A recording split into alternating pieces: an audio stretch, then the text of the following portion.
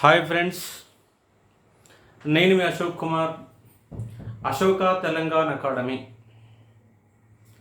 రాబో ఎగ్జామ్ అయినటువంటి మున్సిపల్ ఉద్యోగాలకు సంబంధించి పేపర్ 1 జనరల్ స్టడీస్ అన్న అంశం అందరికీ తెలిసిందే. రెండో పేపర్ సిలబస్ పైనే కొంత అభ్యర్థులు గందరగోళపడుతున్నారు. మీ గందరగోళాన్ని తొలగించడమే ఈ క్లాస్ యొక్క ప్రధాన ఉద్దేశం. మున్సిపల్ చట్టం అని దాంట్లో ఉన్న 301 సెక్షన్లను చూసి భయపడకండి, గాబరా పడకండి. దాంట్లో ఉన్న ప్రతి అంశం మనకు తెలిసిందే, చూసిందే, కండ్లతో చూసినటువంటి వ్యవస్థనే. కాబట్టి ఈ వ్యవస్థను అర్థం చేసుకోవాలంటే ఏం చేయాలన్న దానిపైన ఇవాళ మీకు క్లియర్ కట్గా ఈజీ వేలో ఎలా అర్థం చేసుకోవాలి మున్సిపల్ చట్టాన్ని అన్న దానిపైన ఈ వీడియోలో మీకు క్లియర్గా చెప్తాను. చివరి వరకు వీడియోని చూసే ఒక ప్రయత్నం చేయండి సీరియస్ ఆస్పిరెంట్స్. టోటల్గా పేపర్ 2 సిలబస్లో ఇంతకుముందు వీడియోలో చెప్పాను, మళ్ళొకసారి కూడా దానిపైన క్లారిటీ చేస్తూ ఉన్నాను. ఈ మొత్తం సిలబస్లో మున్సిపల్ వ్యవస్థ పరిణామ క్రమం, దీనిపైన ఒక 3 నుంచి 4 మార్కులు రావడానికి ఆస్కారం ఉంది. మున్సిపల్ వ్యవస్థ పరిణామ క్రమం ముఖ్యంగా మనకు ప్రాచీన భారతదేశ చరిత్ర నుంచి అప్ టు మొఘలాయుల వరకు, తర్వాత బ్రిటిష్ వాళ్ళ కాలంలో మున్సిపల్ వ్యవస్థ పరిణామ క్రమం ఎలా ఉంది అన్న దానిపైన కూడా చూస్తాం కాబట్టి అర్థం చేసుకోవచ్చు. ముందుగా బోర్డు మీద ఉన్నటువంటి ప్రతి పాయింట్ని క్లీన్గా అబ్జర్వ్ చేయండి. దాని యొక్క వివరణ మొత్తం కూడా మీకు క్లియర్ కట్గా ఇస్తాను, చూద్దాం దాని గురించి. కాబట్టి ఇక్కడ మీకు మున్సిపల్ వ్యవస్థ పరిణామ క్రమం ఉంది. కాబట్టి ఇక్కడ సింధు నాగరికత నుంచి మొదలు పెడితే అప్ టు బ్రిటిష్ 1947 వరకు, అంటే 1935 భారత ప్రభుత్వ చట్టం వరకు. ఇది పెద్ద సబ్జెక్ట్ ఏం కాదు, సింపుల్ సబ్జెక్టే, జస్ట్ అవగాహన కోసం మాత్రమే. శాతవాహనుల కాలంలో శ్రేణి వ్యవస్థ ఉంది. 18 రకాల కులాలు ఉన్నాయి. ఆ 18 రకాల శ్రేణి వ్యవస్థలో వ్యాపారం జరిగింది. ఇక్కడ ఆ వ్యాపారం నేపికెళ్ళే పట్టణాలు పుట్టుకొచ్చిన అంశాన్ని అర్థం చేసుకోవచ్చు. అక్కడ ఉన్నటువంటి వ్యక్తుల యొక్క పేర్లు లాంటి అంశాలు కూడా అక్కడ వస్తాయి, కూడా అర్థం చేసుకోవచ్చు. కాబట్టి మున్సిపల్ వ్యవస్థ పరిణామ క్రమం చాలా ఈజీ సబ్జెక్టు, గందరగోళ పడకుండా ఒక అవగాహన కోసం ఉపయోగపడుతుంది. రెండవది 74వ రాజ్యాంగ సవరణ చట్టం. మొత్తము ఈ పేపర్కి ఆయువు పట్టు, ఈ పేపర్కి మొత్తం ఆయువు పట్టు 74వ రాజ్యాంగ సవరణ చట్టం. ఈ 74వ రాజ్యాంగ సవరణ చట్టాన్ని నువ్వు చదివితేనే ఈ మున్సిపల్ చట్టం అర్థమవుతుంది. నువ్వు ఈ చట్టాన్ని 74వ రాజ్యాంగ సవరణ చట్టం చదవకుండా నువ్వు మున్సిపల్ యాక్ట్ చదివితే నువ్వు విఫలమవుతావు. ఎందుకంటే ఈ మున్సిపల్ యాక్ట్ ఎట్లా చేశారంటే దీనికి అనుసంధానంగా చేశారు. ఇది భారత ప్రభుత్వం చేసినటువంటి చట్టం, 74వ రాజ్యాంగ చట్టం. అంటే నీకు గ్రామాల గురించి తెలుసుకోవాలంటే 73వ రాజ్యాంగ సవరణ పంచాయతీరాజ్ చట్టం, మరియు పట్టణాల గురించి మున్సిపల్ యాక్ట్. ఆ మున్సిపల్ యాక్ట్ చదవాలంటే ఎక్కడి నుంచి మూలాలు ఏడున్నాయి? 74వ రాజ్యాంగ సవరణ చట్టానికి అనుబంధంగా చేసిందే ఇది. అంటే ఇక్కడ పంచాయతీరాజ్ కానీ పట్టణ సంస్థలు కానీ రాష్ట్రాలకు పూర్తి స్వేచ్ఛాయుతంగా మార్చుకునే అవకాశం ఉంది. కానీ బేస్ ఎక్కడ ఉంది? ఈ 74వ రాజ్యాంగ సవరణ చట్టంలోనే బేస్ ఉంది. కానీ ఇలా ఉన్న ప్రతి పాయింట్ ఇక్కడికి వెళ్ళి బేస్కి వెళ్ళి ఏర్పడుతుంది. కానీ 74వ రాజ్యాంగ సవరణ చట్టం చదివిన తర్వాతనే నువ్వు మున్సిపల్ యాక్ట్ చదవాలి. డైరెక్ట్ మున్సిపల్ యాక్ట్ చదివితే నీ కాన్సెప్ట్ అర్థం కాదు. కాబట్టి అర్థం చేసుకోండి కాన్సెప్ట్ ఈజీగా. కాబట్టి అర్థం చేసుకోండి. దీంట్లో మీరు ప్రధానంగా చదవాల్సిన అంశం ఏంటంటే మున్సిపల్ యాక్టుల్లో 74వ రాజ్యాంగ చట్టము 12వ షెడ్యూల్లో చేర్చారు, 9A అనే భాగంలో చేర్చారు.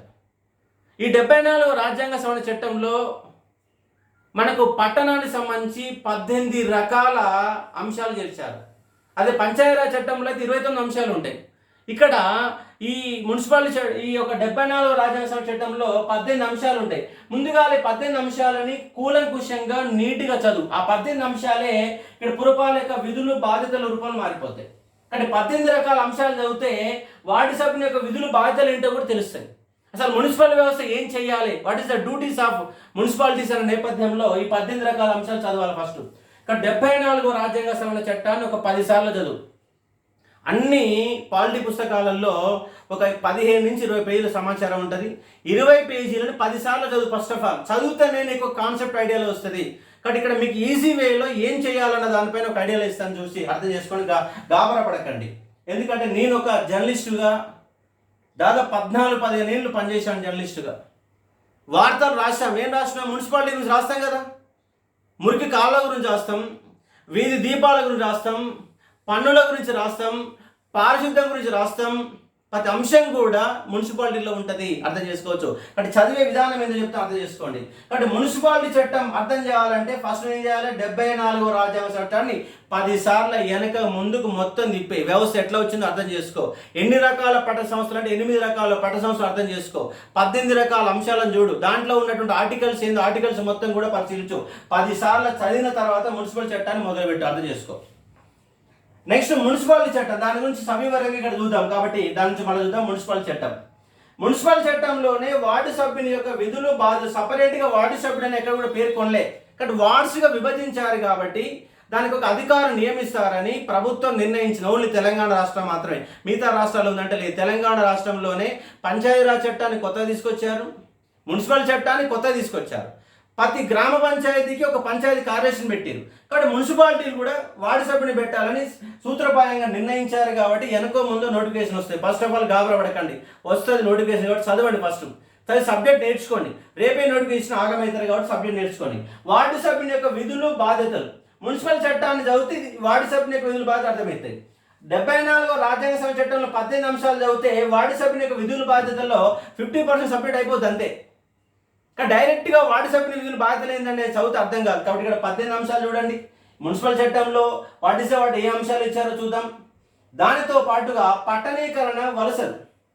ఎందుకంటే ఇవాళ భారతదేశంలో గ్రామీణ జనాభా పట్టణ జనాభా ఉంది. 31% పైన భారతదేశంలో ఉంటే తెలంగాణలో 38% పైన పట్టణ జనాభా ఉంది. పట్టణాలు రోజు రోజుకు అభివృద్ధి చెందుతున్నాయి. కాబట్టి పట్టణాలకు జనాభా విస్తరిస్తుంది. ఆ పట్టణ జనాభా పెరుగుతుంది కాబట్టి సమస్యలు పెరుగుతున్నాయి. ఈ పట్టణీకరణ వల్ల వచ్చే సమస్యలు ఏంటి, వలసల వల్ల వచ్చే ఇబ్బంది ఏంటి, జనాభా పెరుగుదల కారణంగా పట్టణాలలో తలెత్తున్న సమస్యలు. కాబట్టి పట్టణీకరణ వలసలు అన్న కాన్సెప్ట్ పైన మనము సబ్జెక్టుని చదువుకోవాలి. ఇది మీకు సిలబస్లో 100% ఉంటుంది.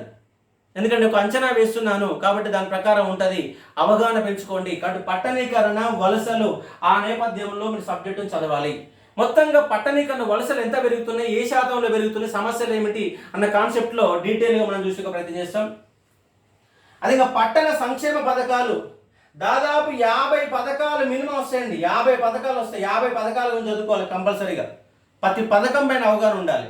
ఇక్కడ ప్రతి పథకం పైన మనకు అశోక తెలంగాణ అక్కడ చాలా డీటెయిల్గా చెప్పడం జరుగుతుంది. శ్రావణ్ సార్ అర్థం చేసుకోవచ్చు. అయితే టీఎస్ ఐపాస్ ఇవాళ తెలంగాణ ప్రభుత్వం వచ్చినాక పారిశ్రామిక విధానాన్ని కొత్త రూపంలో తీసుకొచ్చారు. మరి పరిశ్రమలు మొత్తం ఎక్కడ ఏర్పడతాయి? గ్రామీణ ప్రాంతాలు ఏర్పడతాయా, పట్టణ ప్రాంతాలు ఏర్పడతాయా? పట్టణ ప్రాంతాల్లో ఏర్పడతాయి. ఇవాళ పట్టణీకరణ నేపథ్యంలో ఇవాళ మెట్రో రైలు వచ్చింది. కాబట్టి మెట్రో రైలు అనే వ్యవస్థ కూడా మనం చదివే ఒక ప్రయత్నం చేయాలి. అంటే పట్టణాల అభివృద్ధి క్రమం ఎలా జరుగుతుంది, పట్టణీకరణ అభివృద్ధి ఎలా జరుగుతుంది, పట్టణీకరణ సమస్యలు ఏమిటనే నేపథ్యంలో చూసే ఒక ప్రయత్నం చేయాలి. కాబట్టి ఇవాళ ఉన్నటువంటి నేపథ్యంలో చుట్టూ కారిడార్, ఔటర్ రింగ్ రోడ్లు, ఈ యొక్క మెట్రో రైల్ స్టేషన్స్, బస్ స్టేషన్లు, ఇవన్నీ వ్యవస్థ మొత్తం దాంట్లో వస్తాయి కాబట్టి అర్థం చేసుకోవచ్చు. టీఎస్ఐ పాస్ అభివృద్ధి చెందుతున్న నగరాన్ని గురించి మొత్తం అర్థం చేయాలి. అది అకౌంటెన్సీ. కాబట్టి ఒక వార్డు సభ్యుడు అనే వార్డు విధులు బాధ్యతలు నిర్వహించే సమయంలో పన్నుల వ్యవస్థ ఎట్లా ఉండాలి, ఏ విధంగా వసూలైతాయి, ఆదాయ మార్గాలు ఏంటి, ఏ విధంగా ఖర్చు పెట్టాలి, దాని యొక్క రికార్డు యొక్క మెయింటెనెన్స్ ఏంటి, మొత్తం కూడా అకౌంటెన్సీ నేపథ్యంలో 10-15 మార్కులు వచ్చే అవకాశం ఉంది, అర్థం చేసుకోవచ్చు. కాబట్టి కూలంకుషంగా ఈ అంశాలను మీరు జాగ్రత్తగా చదవండి. ఇంకేమైనా మార్పులు గీర్పులు ఉంటే ఒక 10%, 20% ఉంటే ఉండొచ్చు. 80% సిలబస్కి ఇదే ఉంటుంది. 80% సిలబస్కి ఇదే ఉంటుంది. ఉద్యోగం అంత ఈజీగా ఏమి రాదు. ఎందుకంటే చాలామంది అప్లై చేస్తారు, చాలామంది రాస్తారు. గ్రూప్ 2 పోయినసారి గ్రూప్ 2 1:3లో ఉన్న వాళ్ళు, 1:2లో ఉన్న వాళ్ళు, ఉద్యోగం రాని వాళ్ళందరూ. ఎందుకంటే ఫస్ట్ ఉద్యోగం కావాలి కాబట్టి. ఈ కాన్సెప్ట్ ఆఫ్ ఐడియాలజీ ముందుగా మీరు కాన్సెప్ట్ని బాగా బేస్ చేసుకొని ప్రిపరేషన్ విధానం చేసుకోండి. కాబట్టి అశోక తెలంగాణ అకాడమీలో సిలబస్ని కానీ చెప్పే విధానం కానీ ఈజీ వేలో ఉంటే అర్థం చేసుకుందాం. మరి ఇక్కడ ఈ మున్సిపల్ చట్టంలో ప్రాథమికంగా ఉన్న అంశాలు ఏంది, మున్సిపల్ చట్టాన్ని ఏ విధంగా అర్థం చేసుకోవాలన్న దానిపైన చూసే ప్రయత్నం చేస్తే ఇక్కడ ఈ అంశాలు 8 అంశాలు ఒకసారి రాసుకోండి. మున్సిపల్ వ్యవస్థ పరిణామక్రమం, 74వ రాజ్యాంగ సవరణ చట్టం, మున్సిపాలిటీ చట్టం 2019, వార్డు సభ్యుల విధులు బాధ్యతలు, పట్టణీకరణ వలసలు, పట్టణ సంక్షేమ పథకాలు, మొత్తం కూడా ఒకటే. ఈ మొత్తం పట్టణ సంక్షేమ పథకాలు ఈ నేపథ్యంలో మన సపరేట్గా ఫ్యాకల్టీ ఈ డీల్ని చేస్తారు కాబట్టి అర్థం చేసుకోవచ్చు. ఇక్కడ చూడండి ఎవరెవరితో ఏ చాప్టర్ చెప్పిస్తామంటే మున్సిపల్ వ్యవస్థ పరిణామక్రమం మనకు నరేష్ సార్ ఆల్రెడీ చెప్పడం జరిగింది. మున్సిపల్ వ్యవస్థ పరిణామక్రమం ఒక 2 hours క్లాస్ ఉంటుంది, ఇది నరేష్ సార్ చెప్తారు. 74వ రాజ్యాంగ సభ చట్టం యాదగిరి సార్ చెప్తారు. ఓన్లీ సపరేట్ ఒక చట్టం పైన ఒక చాప్టర్ పైన యాదగిరి సార్ చెప్తారు. మున్సిపాలిటీ చట్టం 2019 వార్డు సభ్యుల విధులు బాధ్యతలు అనేది అది నేను డీల్ చేస్తాను. ఎందుకంటే ఒక జర్నలిస్టుగా వార్తలు రాసి మున్సిపల్ వ్యవస్థ వార్తలు రాసి ఉన్నాను కాబట్టి ఆ నేపథ్యంలో మీకు ఈజీ వేలో గందరగోళం లేకుండా సిస్టమేటిక్గా ఎంత ఈజీగా చెప్పాలో అంత ఈజీ చెప్తాను. తెలంగాణ ఉద్యమ చరిత్రను ఎంత ఈజీగా చెప్పానో అంతకంటే ఈజీగా మున్సిపల్ చట్టాన్ని మీకు ఈజీ చేసే ఒక ప్రయత్నం చేస్తాను. కానీ వార్డు సభ్య నిధులు ఈ రెండు కూడా నేను చెప్తాను. పట్టణీకరణ వలసలు పట్టణ సంక్షేమ పథకాలు అనేది శ్రవణ్ సార్ చెప్తాడు. సోషియాలజీ బోధిస్తున్నటువంటి శ్రవణ్ సారు ఈ పట్టణీకరణ వలసలు అంటే నేపథ్యంలో సోషియాలజీలో సమాజ శాస్త్రంలో భాగంగా పట్టణీకరణ వలసలు పట్టణ సంక్షేమ పథకాలు మొత్తం కూడా ఆయన చేస్తాడు. టిఎస్ ఐపాస్ అనేది ఎకనామిక్స్ యొక్క ఫ్యాకల్టీ చేత ఒక చాప్టర్ని చెప్పిస్తాను. అలాగే అకౌంటెన్సీని కూడా సపరేట్ ఒక ఫ్యాకల్టీ చెప్తారు. అంటే ఇక్కడ 8 అంశాలలో ఇక్కడ 1, 2, 3, 4, 5, 6 దాదాపు 6 ఫ్యాకల్టీల చేత మీకు సబ్జెక్ట్ ఇప్పిస్తారు. 6 members డీల్ చేస్తారు. చిన్న పేపరే. ఎందుకంటే ఇది ఒకటే ఒక పార్టీ లాగా ఒకటే వ్యవస్థ ఉండదు, ఒక హిస్టరీ లాగా ఒక వ్యవస్థ ఉండదు, డిఫరెంట్గా ఉంది. ఇక్కడ చూడండి, ఇక్కడ ఇది మున్సిపల్ వ్యవస్థ పరిణామం కాబట్టి హిస్టరీ బేస్లో కనబడుతుంది, ఇది పార్టీ బేస్లో కనబడుతుంది. ఈ 3 అంశాలు పార్టీ బేస్లో కనబడతాయి. మరి పట్టణీకరణ వలసలు అనే కాన్సెప్ట్ జియోగ్రఫీలో వస్తుంది, ఎకనామిక్స్లో వస్తుంది, సోషియాలజీలో వస్తుంది. పట్టణీకరణ వలసలు అనేది జియోగ్రఫీలో వస్తుంది, సోషియాలజీలో వస్తుంది, ఎకనామిక్స్లో కూడా వస్తుంది. పట్టణ సంక్షేమ పథకాలు ఎకనామిక్స్లో సబ్జెక్టులో బాగా వస్తాయి. టిఎస్ఐ పాస్ ఎకనామిక్స్లో బాగా వస్తుంది. అకౌంటెన్స్ సపరేట్ కామర్స్ బేస్లో ఉంటుంది. అంటే చూడండి, ఇక్కడ వార్డు సభ్యుడు అనే కాన్సెప్ట్ అర్థం చేసుకోవాలంటే ఒక ఫ్యాకల్టీ డీల్ చేసేది కాదు, ఒక్కరు చెప్పారంటే మిమ్మల్ని మోసం చేయడమే. అర్థం చేసుకోండి. కాబట్టి ఒక్కొక్క భాగాన్ని ఒక్కొక్క వ్యక్తి చేత ఈజీ వేలో గందరగోళం లేకుండా మీకు ఇచ్చే బాధ్యత నాది. అర్థం చేసుకోండి. ఇది ఒక కాన్సెప్ట్. మరి ఇప్పుడు దాని గురించి కొంత చూద్దాం. మరి దాంట్లో అందరికీ తెలుసు, ఒక వారం 10 రోజులుగా మనము మున్సిపల్ చట్టాలకు సంబంధించి పుస్తకాల సెంటర్లో దోలాడుతున్నారు. అసలు ఏముందనే ఒక ప్రయత్నం చేస్తున్నారు. అది ఏం లేదండి, మున్సిపల్ చట్టం అంటే ఏం లేదు, చాలా సింపుల్. దీంట్లో భారత రాజ్యాంగాన్ని ఒకసారి చూసుకోవచ్చు. భారత రాజ్యాంగం అయితే ఏ విధంగా 395 ఆర్టికల్స్ ఉన్నాయో అదే మాదిరిగా 301 సెక్షన్లు ఉన్నాయి. దీంట్లో షెడ్యూల్ అనేవి అక్కడ 12 షెడ్యూల్ ఉంటే దీంట్లో 4 షెడ్యూల్ ఉన్నాయి. దాంట్లో అధ్యాయాలు 22 విభాగాలు ఉంటే ఇక్కడ మనకు 22 ఉంటే మళ్ళీ పెంచారు 24 విభాగాలు అనుకోండి, అది వేరే విషయం. ఇక్కడ అధ్యాయాలు 7 ఉన్నాయి. అంటే ఒక భారత రాజ్యాంగాన్నిగా ఒక ఊహించుకోండి. ఇక్కడ భారత రాజ్యాంగం అనే కాన్సెప్ట్ ఊహించుకుంటే చాలా ఈజీగా ఉంటుంది. చూడండి, ఇక్కడ షెడ్యూల్ 4, సెక్షన్లు 301, అధ్యాయాలు 7. మరి ఇక్కడ కాన్సెప్ట్ ఐడియాలో చేసుకుంటే 2014 రాష్ట్ర పునర్వ్యవస్థ చట్టం కూడా ఇట్లనే ఉంటుంది. 2014 ఆంధ్ర తెలంగాణ విడిపోయినప్పుడు రాష్ట్ర పునర్వ్యవస్థ చట్టంలో సెక్షన్లు అధ్యాయాలు ఎట్లయితే ఉండవు ఇదో అదే ఉంటాయి. కాబట్టి అర్థం చేసుకో, సింపుల్, ఏం లేదు, గందరగోళం ఏం పడకండి, సింపుల్గా ఉంటుంది. మరి ఇక్కడ మీరు ఏం చేయాలా అంటే కాన్సెప్ట్ ఇది ఒక పట్టణం. పట్టణంలో ఏముంటుంది? జనాభా ఉంటుంది. పట్టణంలో ఏముంటుంది? వ్యాపారం ఉంటుంది. పట్టణంలో ఏముంటుంది? విద్య ఉంటుంది. పట్టణంలో జనాభా ఉంది కాబట్టి పట్టణంలో సమస్యలు ఉంటాయి. పట్టణంలో జనాభా ఉంది కాబట్టి పట్టణంలో సమస్యలు ఉంటాయి. కాబట్టి పట్టణంలో జనాభా ఉంది కాబట్టి సమస్యలు ఉన్నాయి. ఏమేమి సమస్యలు, ఏ అంశాలు ఉన్నాయి? ఇక్కడ చాలా అంశాలు వస్తాయి.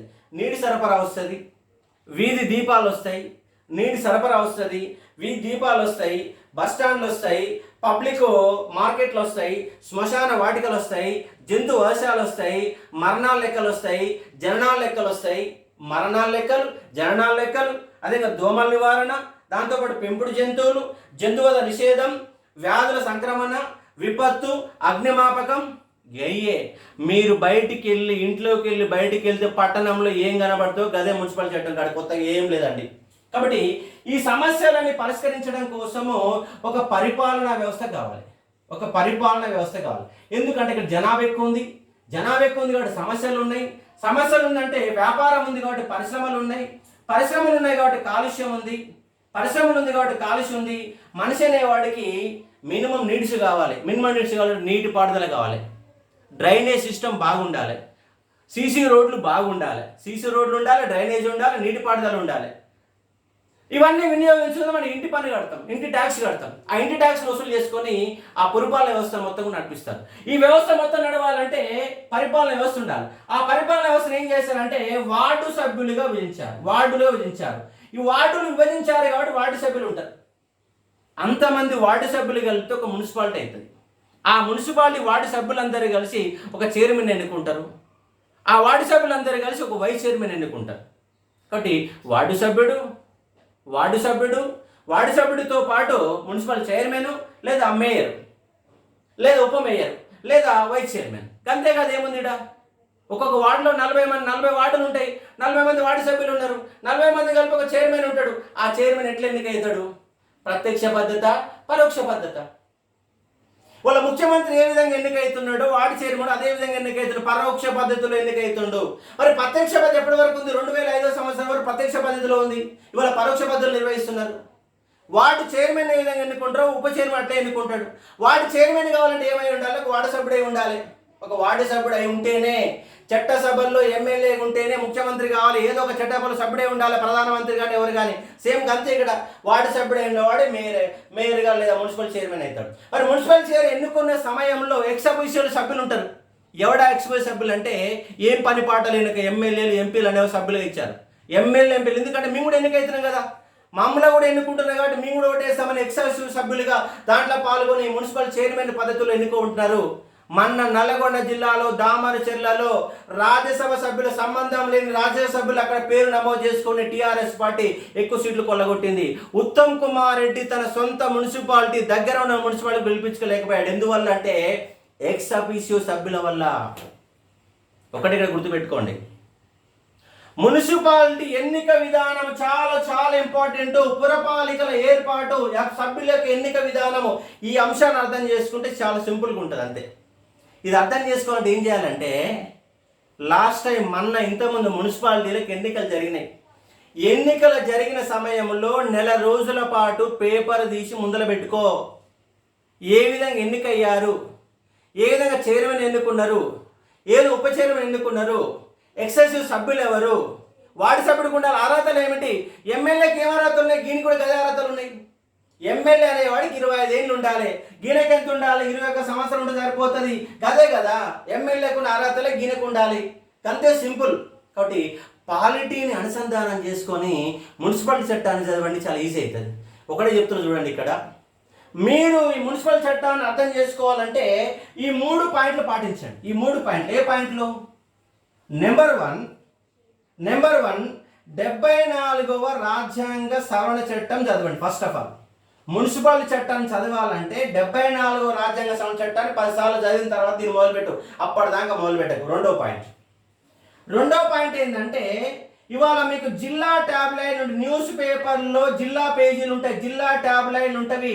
ఈ జిల్లా ట్యాబ్లైడ్లో ఒక నెల రోజుల పాటు పేపర్ మొత్తం తిప్పేయి. గంతే, ఏం లేదు అక్కడ. నెల రోజుల పాటు న్యూస్ పేపర్ తిప్పాయి. దాంట్లో ఎన్ని రకాల సమస్యలు ఉండాలో అన్ని రకాల సమస్యలు కనబడతాయి.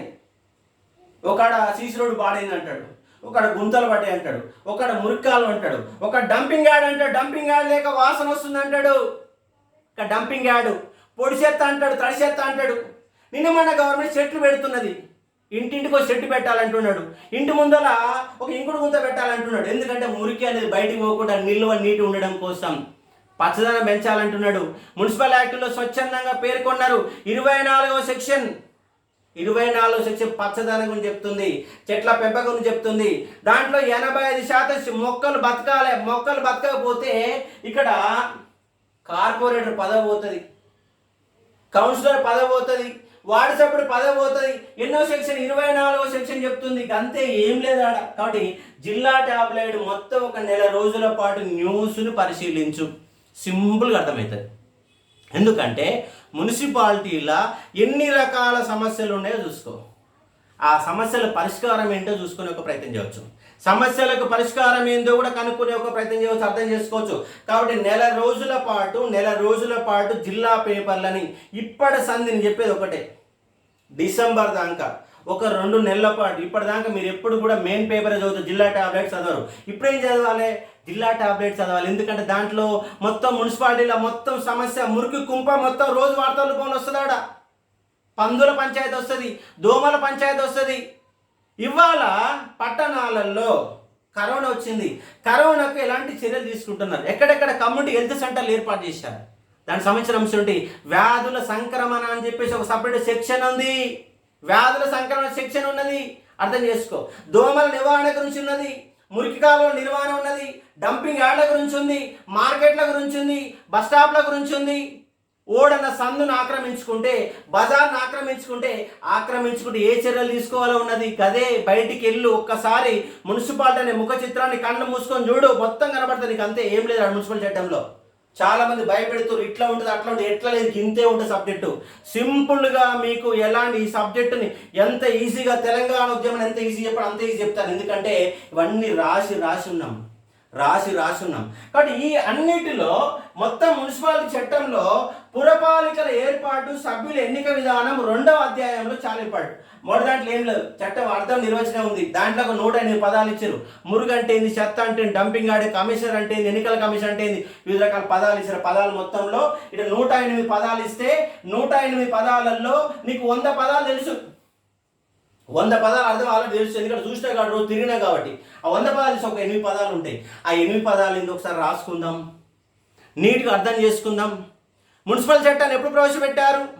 అంతకుముందు ఉన్నటువంటి 1950 చట్టం ఏముందో చూసుకోండి, 1964 చట్టం ఏముందో చూసుకోండి, 94 చట్టం, 65 చట్టం ఏముంది, 94 చట్టం ఏముంది, 1956లో మున్సిపల్ యాక్ట్ ఏం చెప్తుంది, హైదరాబాద్ మున్సిపల్ యాక్ట్ ఏందో ఆ 3 గురించి చూసుకోండి. 1965, 1994 2 మున్సిపల్ యాక్టులు కలిపి కొత్త చట్టం తీసుకొచ్చారు 2019లో మున్సిపల్ యాక్ట్ మూలాలు ఎక్కడ ఉన్నాయి, 74 రాజ్యసభలో ఉన్నాయి. కాబట్టి అర్థం చేసుకోవచ్చు. కాబట్టి నెల రోజుల పాటు జిల్లా టాబ్లెట్ తిప్పేస్తే ఒక మున్సిపాలిటీలు ఎన్ని రకాల సమస్యలు ఉండో అన్ని మొత్తం అర్థమైతే ఏం లేదు, సింపుల్ ఉంటుంది. ఇంకోటి ఏం చేయాలంటే, లాస్ట్ టైం ఎన్నికలు నిర్వహించారు మున్సిపాలిటీలో, బహుశా లాస్ట్ టైం డిసెంబర్ అనుకుంటా ఎన్నికలు నిర్వహించారు. ఆ ఎన్నికలు నిర్వహించిన నెల రోజుల పాటు మొత్తం చదువు. ఎన్నికలు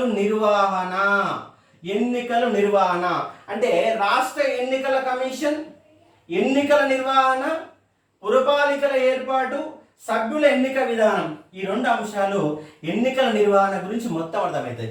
లాస్ట్ టైం ఎన్నికలు జరిగినప్పుడు మున్సిపాలిటీల పేపర్లు మొత్తం తీసి మొత్తం చూడు.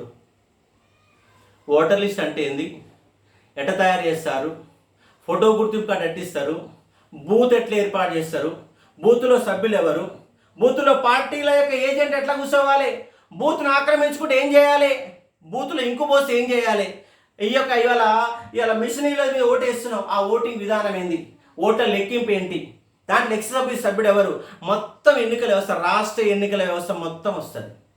ఎన్ని రోజుల ముందు ఎన్నికల ప్రచారాన్ని ఎన్ని గంటల ముందు నిలపాలి, పార్టీలకు గుర్తులు ఎట్లా ఇస్తారు, పార్టీల వ్యవస్థ ఏమిటి, ఏ విధంగా నామినేషన్ వేయాలి, నామినేషన్ ఫామ్లో ఎంతమంది సభ్యులు సంతకాలు పెట్టాలి, దాంట్లో ఉండాల్సిన అర్హతలు ఏంటి, సభ్యుడికి ఉండే అర్హతలు ఏమిటి, సభ్యులకు ఉండే అర్హతలు ఏమిటి, ఏ విధంగా తొలగించబడతారు, ఏ విధంగా ప్రమాణ స్వీకారం చేస్తాడు, ప్రమాణ స్వీకారం ఎన్ని రోజులలో చేయాలి, సభ్యుడు మరణిస్తే ఎన్ని రోజులు ఎన్నికలు పెట్టాలి, మొత్తం మున్సిపాలిటీ చట్టాన్ని రద్దు చేస్తే ఎన్ని రోజులు ఎన్నికలు పెట్టాలి, కాలం అయిపోతే మున్సిపాలిటీ 5 ఏళ్ల కాలం పనిచేస్తుంది, 5 ఏళ్ల కాలం పూర్తయితే ఎన్ని రోజులలో ఎన్నికలు నిర్వహించాలి, ఒకవేళ మున్సిపల్ వ్యవస్థ రద్దు చేస్తే ఎన్ని రోజులలో ఎన్నికలు పెట్టాలి, ఒకవేళ మున్సిపల్ సభ్యుడు అనర్హతకు గురైతే ఎన్ని రోజులలో ఎన్నికలు పెట్టాలి, 4 నెలలు ఏంటి, 6 నెలలు ఏంటి, 3 నెలలు ఏంటి, 21 సంవత్సరం ఏంటి, అర్హతలు ఏమిటి, అనర్హతలు ఏమిటి, సింపుల్. ఏ విధంగా ఎన్నికవుతాడు, వార్డు సభ్యుడు అనే వాళ్ళు ఒక వార్డులో ఎంతమంది ఉండాలి, దాని జనాభా నిష్పత్తి ఏమిటి, ఎంతమంది కలిసి ఏ విధంగా ఎన్నుకుంటారు, మేయర్ ఎన్నిక విధానం ఎన్ని రోజులు జరగాలి, ఏ సమావేశం జరగాలి, ఎన్ని సమావేశాల్లో ప్రమాణ స్వీకారం చేయాలి, అంతే సింపుల్ అండి, గందరగోళం ఏం లేదు. కాబట్టి మీరు పాలిటీని అన్వయించుకుంటూ, ఒక ఎమ్మెల్యేని అన్వయించుకుంటూ, ఒక ఎంపీని అన్వయించుకుంటూ, ఎక్స్ఎఫ్ఐ సభ్యులు ఎవరు ఓటింగ్ చేస్తారు, దానికి వచ్చి ఇన్కమ్ సోర్స్ ఏంది, పురపాలక రెవెన్యూ ఏమిటి, ఇంటి పన్ను ఏంటి, ఆస్తి పన్ను ఏంటి, ఆస్తి పన్ను ఏ విధంగా ఉంటుంది, ఇంటి పన్ను ఎట్లా కట్టాలి, నీటి తీరువ పన్ను ఎట్లా కట్టాలి, దేనికి ఏ విధంగా శిస్తు చెల్లించాలి, ఒక పాత భవనాన్ని ఏ విధంగా దాని నుంచి వసూలు చేస్తారు. ఒక చట్టం ఉంది, 85వ సెక్షన్ చెప్తుంది. ఏమని చెప్తుందంటే 3 నెలల పాటు కనుక ఆ ఇంటిని అద్దెకు కిరాయికి ఇవ్వలేదనుకో, ఖాళీగా ఉందనుకో ఆ ఖాళీగా ఉన్న సమయాలలో ఇంటి పన్నుని 50% మాత్రమే కట్టవచ్చు. 50% కట్టవచ్చు, మొత్తం కట్టాల్సిన పని లేదు. ఎందుకు, నా ఇల్లు ఖాళీగా ఉంది, 3 నెలల కాలంగా కరోనా కాలం కారణంగా మొత్తం ఇంటికి తాళం పెట్టాను, నాకు కిరాయి రాలేదు కాబట్టి నీకు కిరాయి కట్టాను, నీకు పన్ను కట్టను, ఇంటి పన్ను కట్టను, ఆ 3 నెలల పాటు నాకు తగ్గించమని ఒక రిక్వెస్ట్ లెటర్ పెట్టుకుంటే 50%తో ఇంటి పన్ను కట్టుకుంటారు. అంతే, ఏం లేదు. కాబట్టి నువ్వు ఒక విద్యార్థిగా ఇప్పటి వరకు చూసిన పరిణామాలు మొత్తం పరిశీలించు. కాబట్టి మొదటి దాంట్లో ఏమి చట్టం అర్థ నిర్వచనం ఏం లేదు. 7 అధ్యాయాలు ఉన్నాయి. 7 అధ్యాయాలలో మనకి ఇంపార్టెంట్ ఇదొకటి గందరగోళం చేసే రాష్ట్ర ఎన్నికల కమిషన్ నిర్వహణ, పురపాలికల ఏర్పాటు, సభ్యుల ఎన్నిక విధానం అనేవి 2 గందరగోళం చేస్తాయి. ఇవేంటివి, పైసలు ఎట్లా వసూలు చేసుకోవాలి, ఎట్లా ఖర్చు పెట్టాలి, పైసలు ఎట్లా వసూలు చేయాలి, రెవెన్యూ ఆదాయం ఎట్లా, ఇన్కమ్ సోర్స్ ఎట్లా, ఏ పద్ధతిలో ఇన్కమ్ సోర్స్ వస్తుంది, వాణిజ్య కార్యక్రమాలు ఏమిటి, మార్కెట్లు ఏమిటి, సంతలు ఏమిటి, గుళ్ళు ఏంటి, గోపురాలు ఏమిటి, ఏం చేయాలి, మొత్తంగా రెవెన్యూ ఇన్కమ్ సోర్స్ ఎంత, పురపాలక బాధ్యత ఏంటి, విధులు ఏంటి, నీటి సరఫరా ఏంటి. ప్రధానమైన సమస్య, పట్టణాలు వాళ్ళు ఎదుర్కొంటే ప్రధానమైన సమస్య 2. ఒకటి తాగునీటి సరఫరా, 2వది మురికి కాలువల నిర్వహణ, డంపింగ్ యార్డ్ల నిర్వహణ. కాబట్టి మొత్తము ఆ వ్యవస్థ మొత్తం కూడా దాంట్లో ఉంటుంది. ఇంకోటి ఏమిటంటే పట్టణ ప్రణాళికల్లో ఇంటికి ఏ విధంగా అనుమతి తీసుకోవాలి, భవనానికి ఏ విధంగా పర్మిషన్ ఇస్తారు, ఒక రియల్ ఎస్టేట్లో ఒక లేఅవుట్ చేస్తే ఆ లేఅవుట్లో ఎంత భాగాన్ని ప్రభుత్వానికి అప్పచెప్పాలి, లేఅవుట్లో ఏమేమి ఏర్పాటు చేయాలి, పార్కుల పంచాయతీ ఏంటి, ఇంటి పార్కు వెహికల్స్ యొక్క పెట్టుకోవడం కోసం పార్కింగ్ ఎంత వదిలిపెట్టాలి, ఇలాంటి అంశాలు మొత్తం కూడా పట్టణ ప్రణాళికలో ఉంటాయి. లేఅవుట్ అంటే ఏంది, ఎల్ఆర్ఎస్ అంటే ఏంది, దీనిపైన ఒక రియల్ ఎస్టేట్ పైన అవగాహన ఉన్నటువంటి ఒక అంజయ్య సార్తోని 2 గంటల క్లాస్ మీకు చెప్పిస్తాను. యూట్యూబ్లో కొట్టండి, రియల్ ఎస్టేట్ టీవీని కొట్టండి, అంజయ్య సార్ మీకు కనబడతాడు. వాళ్ళు ఎల్ఆర్ఎస్ అంటే ఏంది, దీంట్లో భూ వివాదాలు ఏముంటాయి, ఏ విధంగా అనుమతి తీసుకోవాలి, ఏ విధంగా పర్మిషన్ ఇస్తారు, ఉన్న దాంట్లో ఎంత భాగాన్ని పన్ను రూపంలో కట్టాలి, ఏ విధంగా అనుమతి తీసుకోవాలి, ఉన్న పంచాయతీ ఏమిటనే దానిపైన ఒక రియల్ ఎస్టేట్ పైన అవగాహన ఉన్న వ్యక్తి చేత 2 గంటల క్లాస్ చెప్పిస్తాను మీకు. కాబట్టి వార్డు సభ్యుని విషయంలో మీకు రాష్ట్రంలోనే ఏ యూట్యూబ్ ఛానల్ అందజేయని విధంగా అద్భుతమైన సబ్జెక్ట్ ఇచ్చే బాధ్యత నాది. చాలా ఈజీ వేలో ఇస్తా. ఇంకోటి, వార్డు సభ్యులు మన దగ్గర కోచింగ్ జాయిన్ అయిన వాళ్ళకు మరొక ముఖ్యమైన అంశం ఏంటంటే, వాళ్ళు చాలామంది ఆఫర్లు అంటున్నారు, డిస్కౌంట్లు అంటే ఇలాంటి డిస్కౌంట్లు ఆఫర్లు ఏం కాదు. మీకు వార్డు సభ్యుడు మన దగ్గర కోచింగ్లో జాయిన్ అయిన వారికి కరెంట్ అఫైర్స్ మొత్తం అప్ టు ఎగ్జామ్ వరకు కరెంట్ అఫైర్స్ మొత్తం కూడా ఫ్రీగా అందజేస్తాను. వార్డు సభ్యులు జాయిన్ అయిన దాంట్లో కరెంట్ అఫైర్స్ సపరేట్ ఫోల్డర్ పెట్టి ఆ ఫోల్డర్లో మొత్తం ఎగ్జామ్ ఎప్పుడు నిర్వహిస్తే అప్పటి వరకు మన కోచింగ్ ఉంటుంది. అప్పటి వరకు కరెంట్ అఫైర్స్ కూడా ఫ్రీగా అందజేస్తాను. మినిమం 500 రూపీస్ వాల్యూ చేసేటువంటి కరెంట్ అఫైర్స్ మీకు ఈజీగా అందజేస్తాను కూడా అర్థం చేసుకోవచ్చు. కాబట్టి పట్టణ ప్రణాళిక ఎట్లా ఉంది, ప్రణాళిక వ్యవస్థలో ఏమేమి అంశాలు వస్తాయి కూడా మొత్తం కూడా చూసి ఒక ప్రయత్నం అర్థం చేసుకోండి. కాబట్టి అధ్యాయాలు ఎన్ని ఉన్నాయి, 7 అధ్యాయాలు ఉన్నాయి. సెక్షన్లు ఎన్ని ఉన్నాయి, 301 సెక్షన్లు ఉన్నాయి. 301 సెక్షన్లు ఉన్నాయి. మరి 301 సెక్షన్లలో ఏ సెక్షన్లో ఏముంది అనేది రోజు 10-15 సెక్షన్ల చొప్పున దాదాపు 20 నుంచి 30 గంటల క్లాసు. చాలా సింపుల్గా, గందరగోళం లేకుండా, ఇది గింతే, ఈ అంశం గింతే అన్నట్టుగా మీకు 20 నుంచి 30 గంటల మధ్య క్లాసు ఒక మున్సిపల్ యాక్ట్ పైన చెప్తాను. వార్డు సభ్యుల యొక్క విధులపైన 4-5 గంటల క్లాస్ ఇస్తాను. మొత్తంగా మున్సిపల్ యాక్ట్, వార్డు సభ్యుల యొక్క విధులపైన 30 గంటల క్లాస్ సింపుల్గా, గందరగోళం లేకుండా, ఈజీ వేలో. ఎందుకంటే ఒక జర్నలిస్టుగా పనిచేసే అనుభవం నాకుంది కాబట్టి, మున్సిపాలిటీ వ్యవస్థ ఎట్లా నిర్మితమైందో తెలుసు కాబట్టి, ఎన్నికలు ఏ విధంగా నిర్వహిస్తారో వార్తలు రాసి ఉన్నాం కాబట్టి, ఎన్ని గంటల ముందు పోలింగ్ బూత్లకు ఒక వ్యక్తి ఏ విధంగా పోవాలి, పార్టీలో ఎంత దూరంగా ఉండాలి, ఎన్ని రోజుల ముందు, ఇక్కడ మద్యం షాపుల యొక్క నియంత్రణ ఎట్లా ఉంటాయి, మద్యం షాపుల బంద్ కూడా పెడతాం ఎన్నికల ముందు, అది కూడా రాసుకున్నారు. ఇలా ఏ అంశం వదిలిపెట్టలే. ఇక్కడ పట్టణ సంస్థల గురించి మొత్తంగా ఎన్నికల కమిషన్, దాని యొక్క ఎన్నికల నిర్వహణ విధానాలు ఏంటి, ఒక పోలింగ్ ఏజెంట్ మధ్యలో అడ్డుపడితే ఏం చేస్తారు, పోలింగ్ని ఏ విధంగా వాయిదా వేస్తారు, వాయిదా వేసినాక మళ్ళీ ఎన్ని రోజులలో పోలింగ్ పెట్టాలి, ఒక పోలింగ్ బూత్లో గందరగోళం జరిగితే ఇంకు పోస్తారు, మళ్ళీ ఎన్నికల బూత్ పెట్టాలి, ఏ విధంగా పెట్టాలి, పార్టీల గుర్తులు ఎట్లా ఇస్తారు, పార్టీలకు నియంత్రణ ఎట్లా, గుర్తింపు ఎలా ఇస్తారు, ఓటర్ గుర్తింపు కార్డు ఏంటి, కాబట్టి ఓటర్ లిస్ట్ ఏ విధంగా తయారు చేస్తారు, ఎన్ని రోజుల పాటు నమోదు చేసుకోవాలి, ఎప్పుడు ఎన్నికలు నిర్వహించాలి, ఎన్నికలకు పోటీ చేసే అభ్యర్థి కూడా అర్హతలు ఏమిటి, అనర్హతలు ఏ విధంగా అనర్హులుగా ప్రకటిస్తారు, దాంట్లో కేసులు ఏమిటి, ఎలాంటి లక్షణాలు ఉండాలి, మొత్తం వ్యవస్థ మొత్తం కూడా దీంట్లో వస్తాయి. కాబట్టి అర్థం చేసుకునే ఒక ప్రయత్నం చేయవచ్చు. చివరికి అనుబంధ శాసన నియమాలు అంటే దీంట్లో మిగిలిన అంశాలు మొత్తం దాంట్లో పెట్టారు, అంతే ఏం లేదు ఆడ.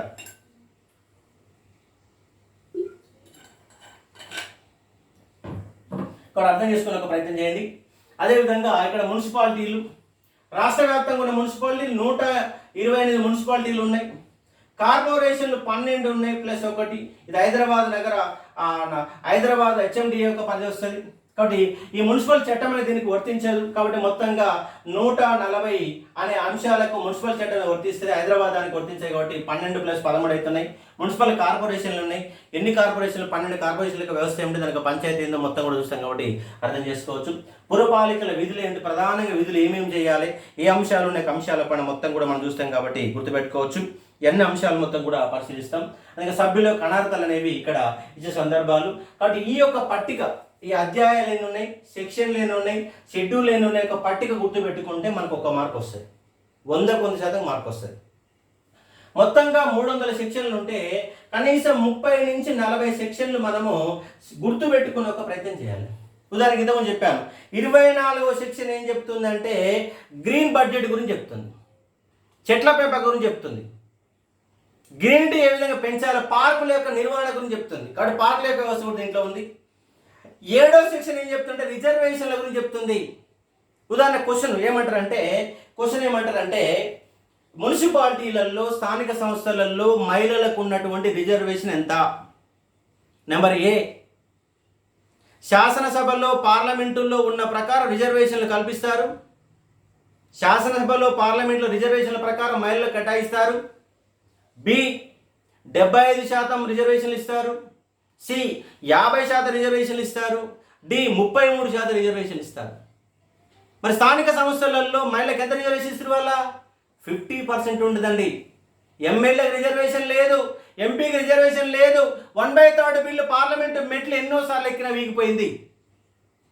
కానీ స్థానిక సంస్థలలో 50% ఆఫ్ వాటా మహిళలకు ఇస్తున్నారు. అది ఏ రిజర్వేషన్ కావచ్చు. ఎస్సీలలో 50%, బీసీలలో 50%, ఓసీలలో 50%. మొత్తంగా 100 మంది వార్డు సభ్యులు ఉంటే ఆ 100 మంది వార్డు సభ్యులలో 50 మంది ఎవరు ఉంటారంటే మహిళలు ఉంటారు. అది 7వ సెక్షన్ ప్రకారం మహిళా రిజర్వేషన్, టోటల్ రిజర్వేషన్ల వ్యవస్థ మొత్తం గురించి ఉన్నది 7వ సెక్షన్లో. ఇలాంటి సెక్షన్లు గుర్తుపెట్టుకోవాలి. 8వ సెక్షన్లో 10వ సెక్షన్లో పదవి కాలం ఉంది. 17వ సెక్షన్లో కమిటీల నియామకం ఉంది. కాబట్టి ఇలాంటి అంశాలు మొత్తం కూడా చూసుకునే ప్రయత్నం చేయాలి. కాబట్టి మొత్తంగా సెక్షన్లలో 40-50 సెక్షన్ల గురించి డీటెయిల్గా ఒక పట్టిక రూపంలో రాపిస్తాను, సింప్లిఫై చేస్తాను, గందరగోళాన్ని పోగొడతాను. మీకు ఇప్పటివరకైతే మున్సిపల్ యాక్ట్ మీద చాలా ఇట్లా ఉంటుంది అట్లాంటి ఊహించుకున్నారు, ఏం లేదు, సింపుల్ గింతే అనే నేపథ్యంలో, ఎందుకంటే నాకున్నట్టు ఎక్స్పీరియన్స్ని జోడించి మున్సిపల్ చట్టాన్ని బాగా అవగాహన చేసుకున్న నేపథ్యంలో సింప్లిఫై చేసి మీకు ఒక 20 నుంచి 30 గంటల క్లాసు అద్భుతంగా అందజేస్తాను, సింగిల్ బిట్ పోకుండా మున్సిపల్ చట్టంలో. ఎందుకంటే టాప్ ప్రియారిటీ ఎక్కువ క్వశ్చన్లు వచ్చేది మున్సిపల్ యాక్ట్ పైన మన క్వశ్చన్లు వస్తాయి. కాబట్టి మొత్తం సబ్జెక్టులలో మీరు అర్థం చేసుకోవాల్సిన పాయింట్ ఏంటంటే మున్సిపల్ యాక్ట్ అనే దాని మీద ఈజీగా అర్థం చేసుకునే ప్రయత్నం చేయాలి. కాబట్టి ఈ విధంగా మీరు సిలబస్ని ఎట్లా చదవాలి? 74వ రాజ్యాంగ సవరణ చట్టాన్ని చదువుదాం, జిల్లా యొక్క టాబ్లెట్ యొక్క వ్యవస్థను చూద్దాం, ఎన్నికల నిర్వహణ సమయంలో 1 నెల రోజుల పాటు న్యూస్ పేపర్ని తిప్పేద్దాం. దానితో పాటు పార్టీకి సంబంధించి ఎమ్మెల్యే విధులేంటి, ఎమ్మెల్సీ విధులేంటి నేపథ్యంలో మనం పరిశీలించవచ్చు. ఎక్సెప్టివ్ సభ్యులు ఎవరు, ఓటింగ్లో ఎవరు పాల్గొంటారు, ఎవరు పాల్గొనకూడదు, ఎప్పటిలోకి ఎన్నికలు నిర్వహించాలి, ఇలాంటి అంశాలు మొత్తం కూడా వస్తాయి కూడా అర్థం చేసుకోవచ్చు. కాబట్టి చాలా ఈజీ వేలో దాదాపుగా 6 నుంచి 7 ఫ్యాకల్టీలు ఒక్కొక్కరు ఒక చాప్టర్ కింద. కాబట్టి ఎల్ఆర్ఎస్ సిస్టమ్, భవనాల యొక్క అనుమతులు, ప్లాట్ల యొక్క అనుమతుల విధానం ఎట్లా ఉందనే దానిపైన, రియల్ ఎస్టేట్ పైన అవగాహన ఉన్న వ్యక్తి చేత 2 నుంచి 3 గంటల క్లాస్ మీకు చెప్పించే ఒక బాధ్యత నాది. అకౌంటెన్సీ పైన సపరేట్ క్లాస్ చెప్పిస్తాను. కాబట్టి ఇక్కడ ఏ ఒక్కరో చెప్తే మున్సిపల్ యాక్ట్ అర్థవంతంగా ఉండదు. అందుకే దాన్ని ఎక్కడికక్కడ వివరించి ఎవరు చెప్తే బాగుంటుందో దాన్ని నిర్ణయించి ఆ మేరకు మీకు సిలబస్ అందజేసే ఒక బాధ్యత నాది. మనకి మున్సిపల్ వార్డు సంబంధించి సెకండ్ పేపర్ సంబంధించి 2000 రూపాయలు ఉన్నది, 2000 రూపీస్ ఉన్నది. అప్ టు ఎగ్జామ్ వరకు ఇది మనకు అందుబాటులో ఉంటుంది. అటు లేట్ అయినా కూడా 1 ఇయర్, మామూలుగా 1 ఇయర్ ఉంటే ఒక లేట్ అయినా కూడా ఎక్కువ ఇచ్చే అవకాశం ఉంటుంది. కాబట్టి అప్ టు ఎగ్జామ్ వరకు మనకు ఈ యొక్క పేపరు సబ్స్క్రిప్షన్ అనేది ఇవ్వడం జరుగుతుంది. దానితో పాటు దీంట్లో జాయిన్ అయిన వాళ్ళకి కరెంట్ అఫైర్స్ కూడా ఫ్రీగా ఉచితంగా అందజేయడం జరుగుతుంది అప్ టు ఎగ్జామ్ వరకు. అది ఇలా ఉన్నటువంటి 7 రకాల 8 రకాల అంశాలపైన వివిధ రకాల సభ్యులతో ఈజీగా అందజేస్తాను. ఇక్కడ మున్సిపల్ చట్టం గందరగోళం ఏం పడకండి, సింపుల్గా సబ్జెక్టుని వివరంగాత్మకంగా ఇచ్చే ఒక బాధ్యత నాది. కాబట్టి 7 అధ్యాయాలు ఉన్నాయి, 301 సెక్షన్లు ఉన్నాయి, షెడ్యూల్ 4 ఉన్నాయి. మరికొన్ని ఫ్రీ క్లాసెస్ కూడా యూట్యూబ్లలో కొన్ని ఫ్రీ క్లాసెస్ కూడా అందజేస్తాను. దాంతోపాటు సపరేట్గా జాయిన్ అయిన వాళ్ళకి కూలంకుషమైన సబ్జెక్టుతో అందజేసే బాధ్యత నాది. కాబట్టి సింపుల్గా చదవండి, గాబరపడకండి, భయపడకండి. ఇదంటే గింతే, ఈ సబ్జెక్ట్ గిట్లనే చదవాలి అన్న ఫీలింగ్ నీకు వస్తే, చదవాలని ఆకాంక్ష ఉంటే, ఉద్యోగం కొట్టాలని ఆకాంక్ష నీకుంటే అది మన ముందుకు పరిగెత్తిస్తుంది. అనుమానాలు ఉంటే భయాలు పెంచుతుంది, లోపల అనుమానాలు ఉంటే భయాలు పెరుగుతాయి. భయాలు పెరిగితే చదవాల్సిన స్థాయిలో చదవవు. ఇవాళ రోజు 6 గంటలు చదవాలనుకుంటే నీకు భయాలు, అనుమానాలు, నోటిఫికేషన్ వస్తుందో రాదు అనుమానం మొదలైతే చదవడం ఆపేస్తాం. ఎగ్జామ్లో నీతి నిజాయితీ పెడతారు, అమ్ముకుంటారు అంటే చదవడం ఆపేస్తాం. ఎగ్జామ్ ఎప్పుడో 2 నెలల తర్వాత ఉంటుందని అనుమానాలు నీళ్ళు మొదలైతే చదవడం ఆపేస్తాం. ఏమి ఇట్టించుకో, నువ్వు ఫస్ట్ ఆఫ్ ఆల్ సబ్జెక్ట్ నేర్చుకో. ఎప్పుడైనా జీవితంలో ఏదైనా వేస్ట్ అయింది కానీ చదువు అనేది వేస్ట్ కాదు. ఒక రంగంలో చదివి మరొక రంగంలో ఉపయోగపడుతుంది. చాలామంది ఒకరే వ్యక్తి 3-4 రకాల ఉద్యోగాలు కొట్టే వాళ్ళు చాలామంది ఉన్నారు. తెలంగాణలో నోటిఫికేషన్ రావడం లేదు, కొంతవరకు వాస్తవమే. కానీ ఉన్నదాన్ని కూడా సద్వినియోగం చేసుకొని పరిగెత్తాల్సిన అవసరం మన పైన ఉన్నది. ఎందుకంటే వేరే మార్గం లేదు, ఇక చదవాల్సింది తప్ప ఇంకేం లేదు. ఏం చేయలేవు కూడా, చేయాలన్న మార్గాలు కూడా ఉన్నాయి. రేపు ఎమ్మెల్సీ ఎన్నికలు వస్తున్నాయి. ఒక్కళ్ళు కూడా నో ఓట్ ఫర్ టీఆర్ఎస్ ప్రాపకాండ చేయండి. ఎందుకంటే భయం అన్న మొదలైంది. కనీసం డిపాజిట్లు కూడా రాకుండా ఓట్లు వేయండి టీఆర్ఎస్ పార్టీకి. టీఆర్ఎస్ పార్టీ నాకు కూడా అభిమానమే. కేసీఆర్ వ్యవసాయ పథకాలు అద్భుతంగా చేస్తున్నాడు. మరి నిరుద్యోగులు ఏం పాపం చేశారు? కానీ నిరుద్యోగుల ఎజెండా తెలవాలంటే, నిరుద్యోగుల బాధలు తెలవాలంటే నో ఓట్ ఫర్ టీఆర్ఎస్ అనే ఒక ఎజెండాని తీసుకోండి. నేను ఎమ్మెల్సీ ఎన్నికలు స్టార్ట్ అయినాక మనం ఏం చేయాలన్న దానిపైన కూడా క్లాస్ని చెప్తాను మీకు. ఏం చేయాలి, ఏం చేస్తే మనకు ఉద్యోగాలు రావడానికి ఆస్కారం ఉంది. అంటే ఎమ్మెల్సీ ఎన్నికలను ఒక ఆయుధంగా మార్చుకోండి. మినిమం మన కదలిక రావాలంటే ఒక విద్యార్థి, ఒక గ్రాడ్యుయేట్గా ప్రభుత్వం నిలదీయాలంటే ప్రభుత్వ వ్యతిరేకం ప్రశ్నించాలంటే ఓటు అనే ఒక మార్గం మనకు ఉన్నది. ఎందుకంటే మనం 2014 అందరూ టీఆర్ఎస్ పార్టీకి ఓట్లు వేసినాం. మన తల్లిదండ్రులు మన ఓట్లు వేసారు. ప్రతి ఇంట్లో ఒక రైతు ఉన్నాడు, కానీ ప్రతి ఒక్క ఇంట్లో కూడా స్టూడెంట్ కూడా ఉన్నాడు కదా.